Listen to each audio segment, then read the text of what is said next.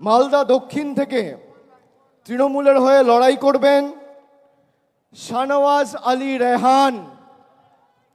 অত্যন্ত জনপ্রিয়, সুদক্ষ, অক্সফোর্ডে পিএইচডি করেছেন এবং মালদারি ছেলে।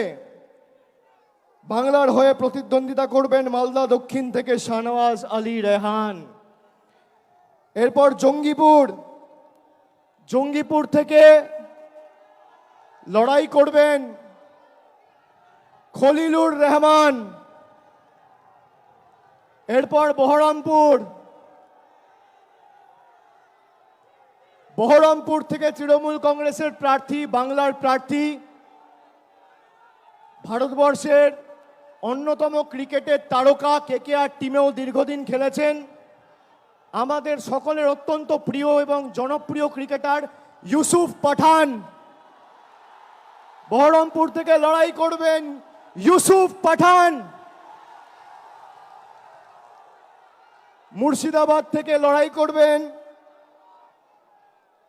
আবু তাহের খান। কৃষ্ণনগর থেকে বাংলার হয়ে এবং তৃণমূল কংগ্রেসের হয়ে লড়াই করবেন মহুয়া মৈত্র। রানাঘাট থেকে লড়াই করবেন রানাঘাট কৃষ্ণগঞ্জের ছেলে, বনগাঁ দক্ষিণের বিধায়ক মুকুটমণি অধিকারী। বনগাঁ থেকে লড়াই করবেন বিশ্বজিৎ দাস।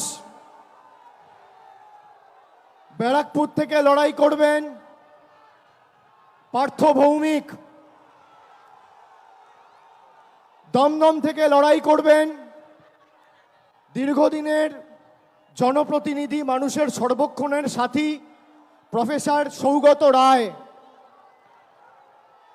বারাসাত থেকে লড়বেন ডক্টর কাকলি ঘোষ দস্তিদার।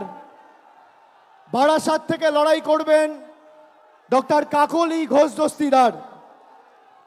বসিরহাট থেকে লড়াই করবেন হাজি নুরুল ইসলাম।